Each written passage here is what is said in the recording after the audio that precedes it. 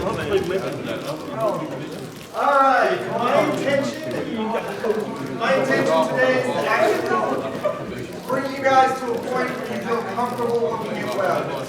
You probably don't see many of them, especially if you're in town, but I actually haven't looked at this presentation in anywhere from 4 to 6 months, so I hope it goes well. They have Well. a lot of people.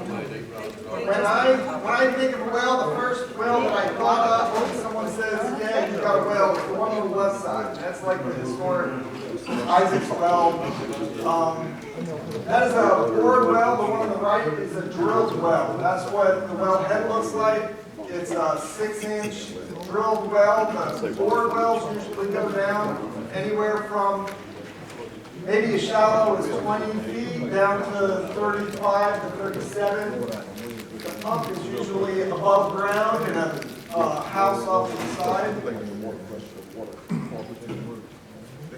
You can see on the right side there is, you see a little extra pipe and you see the wire going to the well. The well pump is down in the ground on the well, so you have wires going down the pipe also that comes out of the ground. You see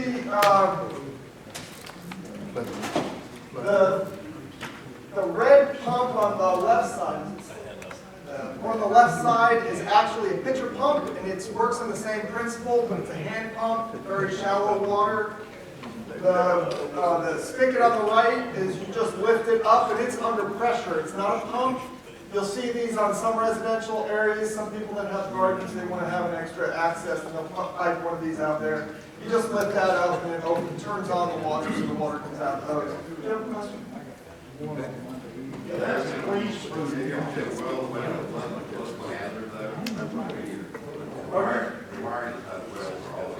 Yeah, they're often not even in protection going out to the well. Yeah, on the drilled well, you said 16. Usually 6 inch. Pump is down there. Yeah. It's a long cylinder It's a pump. cylinder. Yep.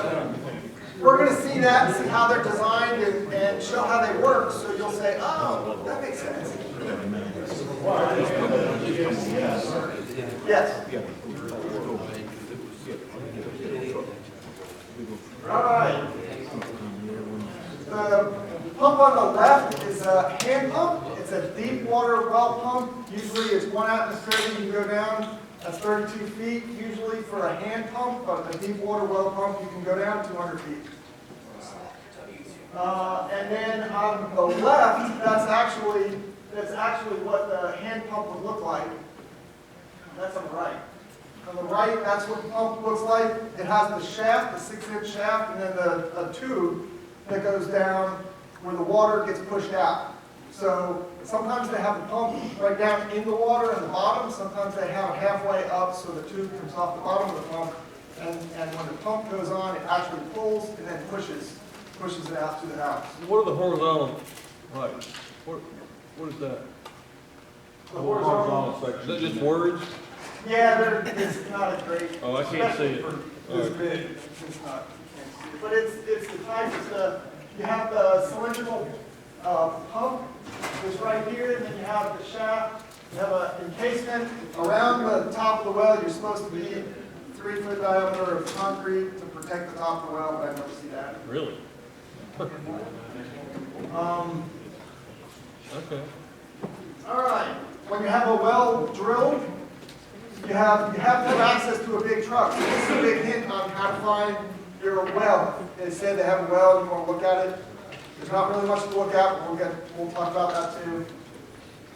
So you're going to have to get not quite an 18-wheeler in there, but some big rig that they can tilt up. So there's going to be a road to it. So it's not going to be hidden on the back side of the house. It's going to be somewhat accessible.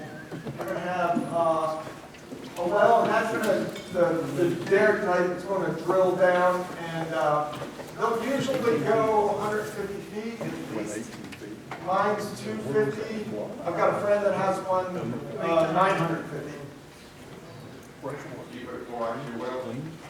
Yes.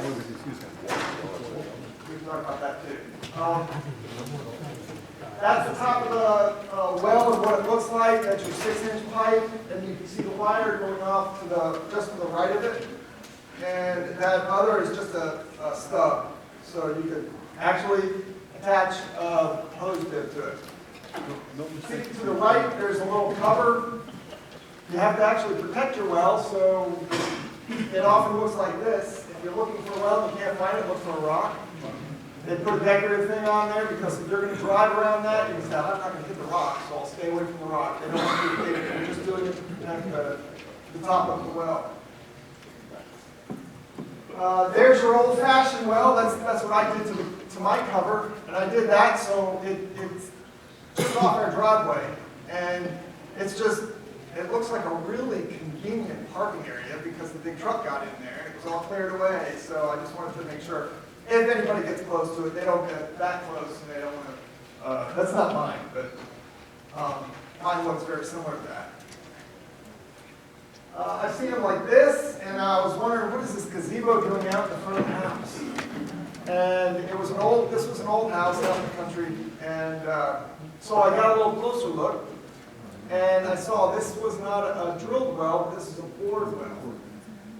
So that's your 3-foot diameter bored well. I mean, actually, I don't know how deep this went. I did not take the cover off. Sometimes I do. Usually I do with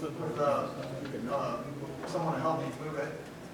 Definitely use gloves to get your fingers caught in there. It's meant to be heavy. We'll get into that in a little bit. But that is your typical well where someone was covered and you would go out and actually draw water from the well. And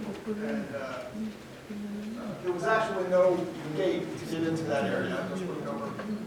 So that I knew I was looking at a well, and I knew there was a handful of other things to look at when I get inside. So there's your well system. That's what it is. Every well is going to have a holding tank.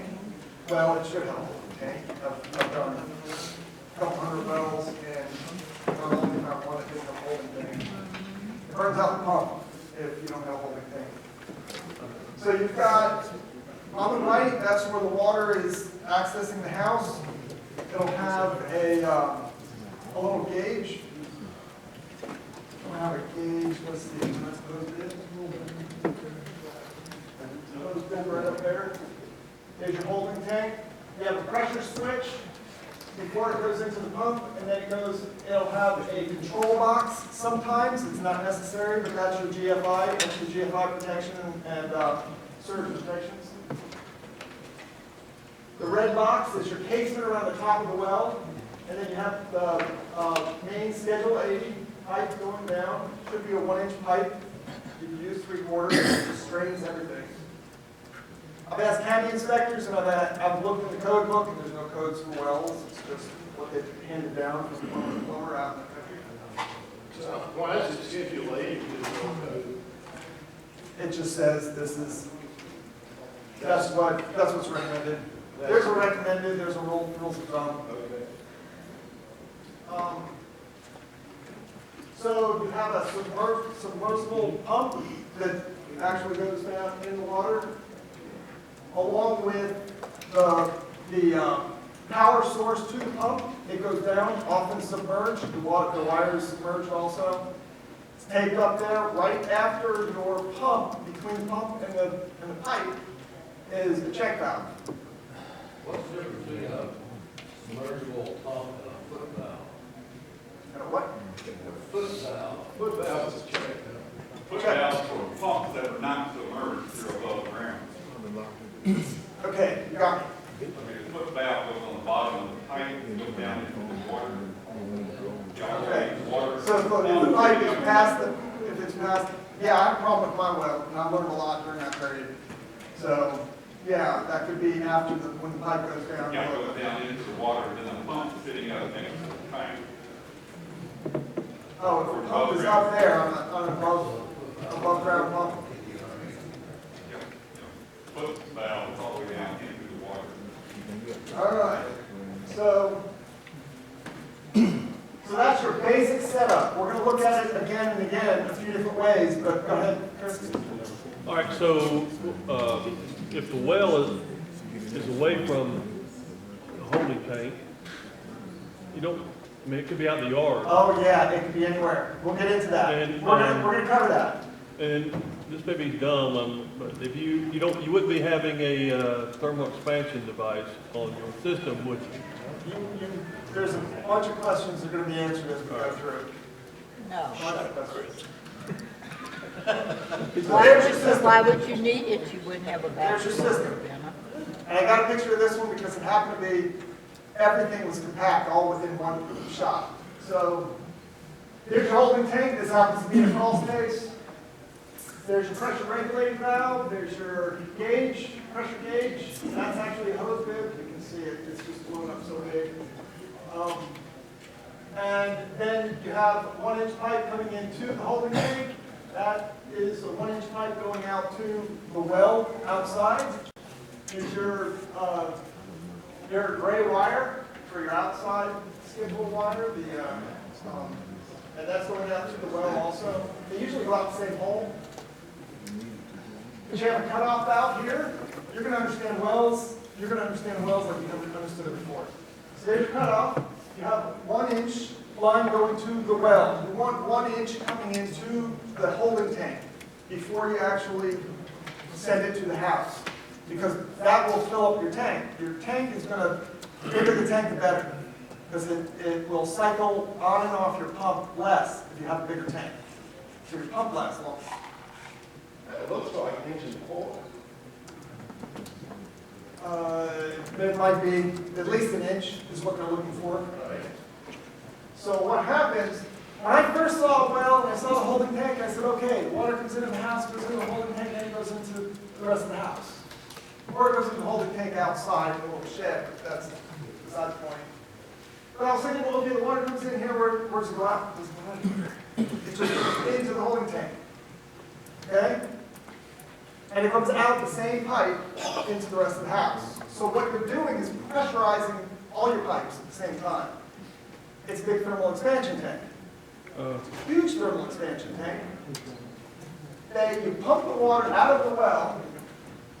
Usually this gauge right here is set up between 40 and 60 psi. You don't want to take a well any higher than 60. They're just not quite designed for it. So 25 is even okay for a well. All your fixtures, your converters in your shower work okay at 25 psi. Usually they're set at 40 to 60. So the water comes in, and the holding tank holds a lot of water. You use your shower, you use your washing machine, and you use your dishwasher, and someone else takes a shower, the pressure's just dropping. So you're going to get a different read if someone's in the house and you're doing an inspection. They're going to get a read at 60, then you're going to go around and then take a shower before you go in the house, and you read it again at the back, and you get a different gauge. Is it mechanically pressurized, or is it's not gravity pressurized like a lot of what you do? It's just like thermal expansion tank, bladder. It's a bladder valve. So that tank has a portion of it that's an air bladder.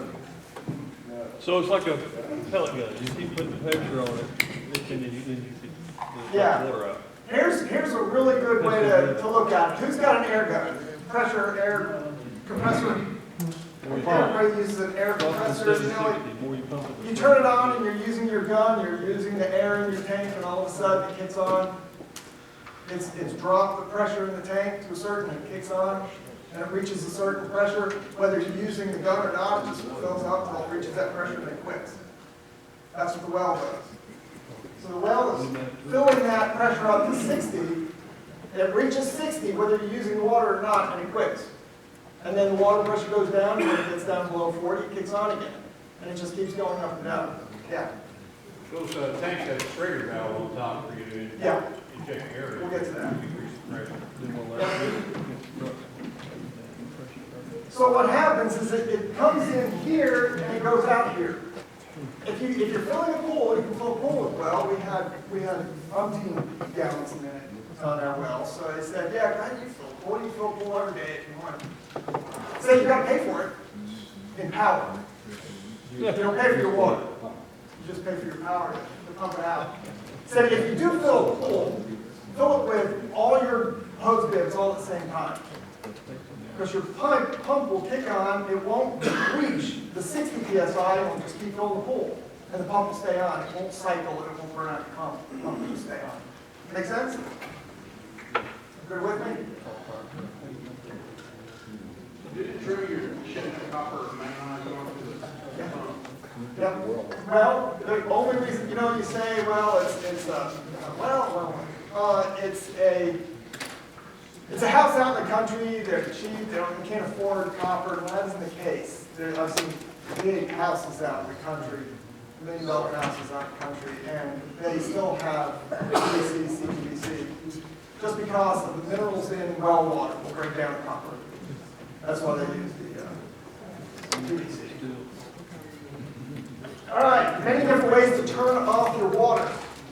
You can cut off your water with, you recognize the pictures, Joe? Do what? You recognize the pictures? Yeah, I do. Couple of them there, anyway. You can actually cut off just with a regular ball valve. You can cut it off with the breaker because it needs power to send the water. You'll put a lot of water on the floor if you don't cut the water with the cutoff valve before the water actually quits. Or you can turn off the power to the well just by pulling it at the surface. Disconnect.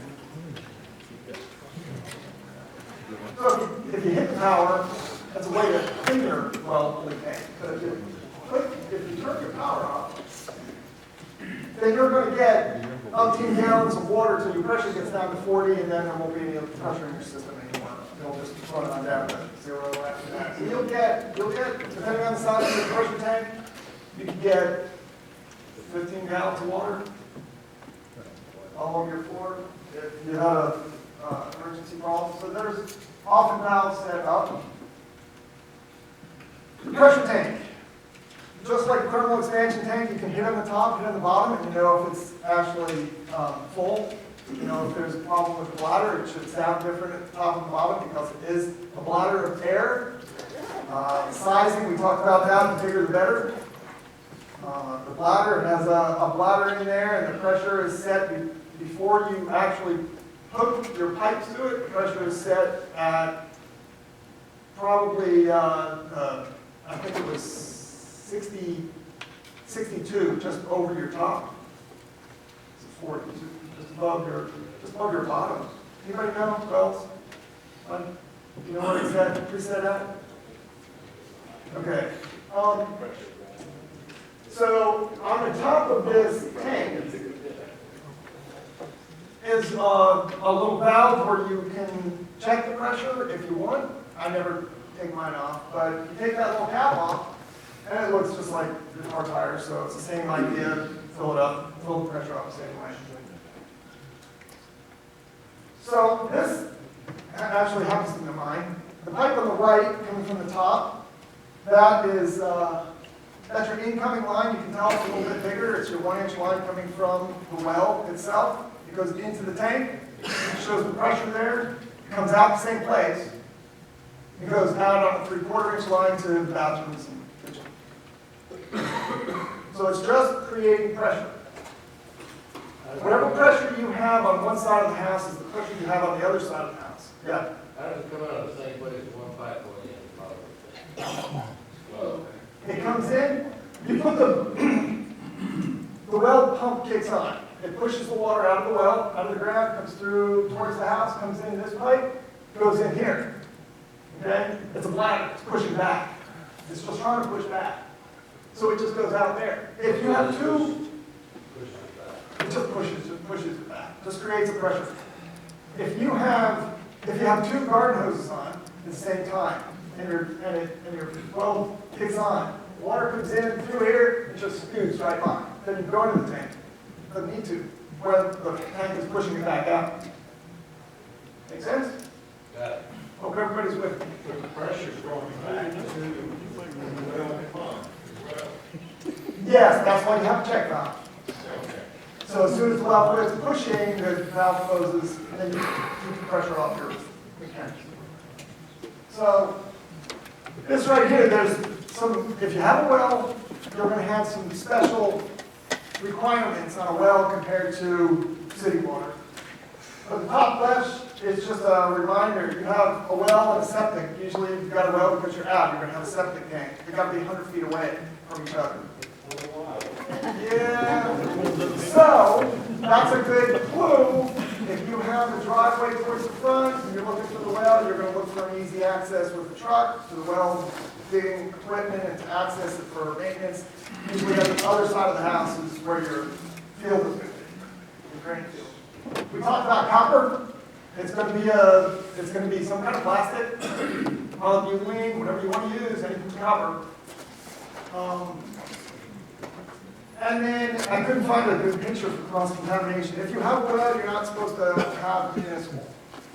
If you have municipal coming into the street, some counties force you to hook up to municipal. You've got to disconnect your well. You can't have both. Some people will water with a well, so they don't have to pay for municipal and then use municipal for. I personally trust my well water better than municipal because I don't know how they clean it. I'm trusting God is going to clean my water. And then thermal expansion tank. On a water heater, when you're doing your house with a well, you're not going to have a thermal expansion tank. There's no need. You've got a huge one. It's going to expand when you've got that tank. Pressure reducing valve. No need. You've got your own regulator. It's going to be between 40 and 60. Control box, that's just, it's not necessary, but it can have additional controls that you might need for GFIs and stuff, and then your backflow checkoff. We can talk about that. This is a bored well. This is the water coming out of a bored well. This was very interesting situation. This was a fun inspection. Put it this way, it wasn't boring. It was different. What's the difference between a bored well and a drilled well? You missed the first 2 minutes. Sorry about that. Drilled is drilled, bored is bored. Bored wells are like this. Drilled are small. The drill bit is small, and it's going to drill small and deep, very deep. Bored wells, 1 atmosphere, 32 feet, usually 37 feet. So, And the drill well can go through rock. drill can go through rock. Yeah, they go deep. They go deep. And every well should have at least a sediment filter. I call it rock dust from the drill. It's like just black sand or whatever. That's what I get anyway. You have, this is a bored well with an above ground pump. This is coming out from the ground. It's going to a pump house. And in that pump house, well, no, this was down. We moved the top off of it. And we saw a little thermal expansion tank. And that was the expansion tank. That was the holding tank for this. And you can see the well pump right next to it to the right. And they have a cutoff valve here too. Small tank. It's bigger than it looks, but still a small tank that's in there. But I want to go back and take a look at this. Oh no, what happened to my pictures?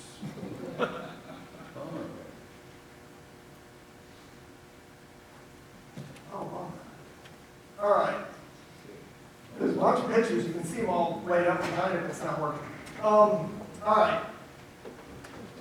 Let me go through the pictures. Inside if there was a well house, and it went into the well house, and there was an above ground pump, and the pump was about this big. That was a different picture that we saw, but it had a pressure regulating valve, and had a pump above, and it had a holding tank. And it was just in a separate building. To inspect them, you look for leaks, you look for corrosion, just like you would on any other thing. You look for the valves, make sure they move. You look for rust on the pipes. This is there's an old house, old galvanized pipe that came up from the well, had a hole in it. The reason that they have heavy tops on wells is because you don't want a little baby possum climbing out on that looking for water, falling in, and you got death in time. They're heavy pots, so you don't have any critters in there, you don't have any animals and bears trying to move it to get, water or whatever. So that should be family members, the old mafia. You want that sealed up. You want that area sealed up. So you don't want, on those drilled wells with the small cap, they have very special screws often to where the teenager can't get in there and play with it. Now to clean your well, you actually use Clorox and you put it down in there in case you have any. How do you get the bucket down in the well if you've got a heavy top on it? Yeah. Yeah. So, all right, here's the question. Quiz for you guys that know everything about homes. When you go on vacation, would you turn the water off here or there? Top or bottom?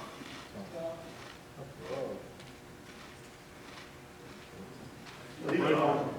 Leave it on. Turn the breaker off. I go on vacation, I turn my breaker off. Sure, I might get a little, sometimes I turn off the water leading up into the house. If you turn it off there, and don't turn your breaker off, turn it off on top, well, you won't get any water in your house. If you start springing the leak here, your pump will kick on, and it'll just fill up your crawl space. It'll keep running while you're on vacation. So you could fill up your crawl space. One out. Hose bib. It's funny. It's August clocks insane. And there you get sleep. I'll be back. I look to see they run in and cable underground, or you have cable to it, I would. Yeah, they just take it to the pipe and take it over to the well. So, 2 questions when you get a phone. cut off. Where was I? Cut off. Yeah, the hose bib. You put a hose bib on your house, and the guy was working on my well last time, a couple years ago, and he said, "You want a hose bib out here?" I'm thinking, "Dang, I have to run the hose so long." The whole pipe is pressurized, so we just tapped him right there by my well. So I need water, I got to put on my well. The whole pipe is all pressurized. So we just put a hose bib right there. If you have coliform in your well, that's where you do well water testing. You check for coliform. If you do, believe it or not, depending on the size of your house and holding tank, you put about a half gallon of bleach, pour it down there, chase it with a couple gallons of water to wipe that bleach off your pipe that's going down in there. Let it mix up in there with all the water, and then you turn your water on in the house. Turn on all your waters, let it drain until it starts smelling like bleach in the house. You turn them off. Make sure your family's gone. They don't start drinking the water. It smells like pool inside the house. But you let it sit there for a half an hour, and then you start turning everything on. You let your well really work, and it goes for hours. And I did hose bibs, and it kept pumping. It takes all that chlorine through your water heater, through everything, through all your lines. Make sure your lines are open. They're all clear. And you actually you're bleaching your pipes, you're cleaning your pipes that way. 2 questions. When is the water tested? Do you do it, I mean, you go out and do a pH test on it or something like that, or is there a county service that tests that? When you're looking at properties that on those occasions are rare for us, obviously not as rare for you, but the homeowner wants to have the water at least evaluated to know what its condition is and so forth. Is that something that you do? There are labs. Certify, I do. No certifications. Realtor can do it, the buyer can do it, I can do it. I charge, of course, a little bit more than, the cost itself is about $35. You have to get their container, you fill it up, there's a little procedure you have to go through, you take the screens off, you gotta take the liner and burn any bacteria right from the hose, the spigot, the faucet, and then you fill up the bottle, but it has to be careful so you don't overspill that bottle because there's some aggregate in there they use to help with the test, and you close it up and you have to bring it back to the lab. So you use their bottle, you bring it back to their lab, and it's about $35, $40 for a test, and it's a coliform test. You can also test minerals, but It's the California people are really Does the interested. county agent do that, or does there, do you just care any particular lab, like a pro lab or something like that? I mean, I didn't, Well, they you did. know, something I like was very surprised ProLab would suggest we even test water with them, because when I test water, you gotta put it on ice right away, bring it directly to the lab, they gotta get it the same day. that. So What it's about filtration scheduling. itself? hassle. Filtration. Do- Filtration is this right here. In this case, the two big tubes in the back, those are water filters, and you just look for leaks and corrosion and stuff, but The because, water, does the water go in there first before going in the holding tank? Or Yes. or the other way? yes, it'll go through there, and in the case here, if it's sulfur, I was talking to someone before, if it's sulfur, they'll have actually two tanks. They mix the water, the sulfur water, with one chemical, don't know what it is, and it creates another chemical that goes through another tank of carbon, and carbon can clear that chemical out, and then it comes out clean. And those require maintenance, Yes, right? yes. So in other words, if you're looking at a property that happens to have a well, one of the things that you probably will want your buyer to know from the seller, when is it maintained? When was it last maintained? You know, just questions, just to let them aware, especially if they say they've never owned a home that had a well, so. Whenever I do an inspection that has a well or a septic tank, a part of my inspection is to request the certification for the septic tank as well as the well. And a lot of counties does that free. My county does it free for the Oh, really? Interesting. Yep, so a lot of Oh, counties. Columbia County. Back and forth, that beach and such. They didn't have a sediment filter, and they could, the holding tank, oh, to get the tank clean, you turn, they open up. Is that a result of filters not working right? That's, those two big cylinder filters are for sulfur, typically. There's a sediment filter separate, and that's just a simple filter people can run their house. You need a sediment filter. You need a sediment filter. And it means they could likely have sediment in their water heater, which is probably the biggest problem. The holding tank, if you turn the water on, I like to do it locally so it doesn't have to go through pipe. If you turn it on right at the holding tank and let the pressure completely off, the shape is right here, I've never seen it. But inside the tank, the shape of that reservoir actually goes from this to a cone, and all that sediment goes out, and you'll get all this stuff. My daughter loves it for her garden. She takes those minerals, puts it on her garden. The county extension office, when the county will test water for you, they charge $15. Yeah, you can take it, yeah, that's $15 a cheap. Up there, we do a lot of it, I guess, I don't know. But, ours is $35 or $40. Well, there's one in Gainesville, and there's one in Athens. They've got a big lab in Athens. They got the biggest one in the state in Athens, I think. Does anyone do any testing for radon in the water? There is radon in water. I know there is, I was wondering if you, because I don't, and I I just wondering. don't either, but I was told, I called on the radon, about radon in water, and they said, if you test for radon in water, it'll be a little vial that you pick up, and you just send that to the lab, and your levels of radon will get into the thousands pretty quick. But from what I understand, the radon that you consume, you just pass, and it doesn't create a lung cancer, it's not an issue. Well, and the reason it was brought to my attention is 2 years ago, I attended the certification class, and the guy said that they had a lady who died of lung cancer, so they tested the house, and it came back 0. However, someone had overheard them and said, did you test the water? So they tested the water, it came back hot. And they said, well, you know, normally you wouldn't get that from swimming. But what they figured out is when the person is taking the shower, they are getting affected that way. Yeah, it outgasses when you take a shower. Right, it does, but here's what happened. I tested my house and I was at 4.2, 4.1. I built my house, so I have this waterproofing thing underneath my slab with corrugated perforated pipe, just in case any water got in there, pressure got out. I tapped into that on the side of the house. And I put a pipe up and out, put a negative pressure on and tested again, and that was 2.3. That's with taking showers. That's with living there, normal conditions. So, yeah. Yeah. There's the UGA Cooperative Extension Labs, some of them test for radon in water, and EMSL also does radon in water. Their UGA, or not the New Jersey lab tests for radon in water.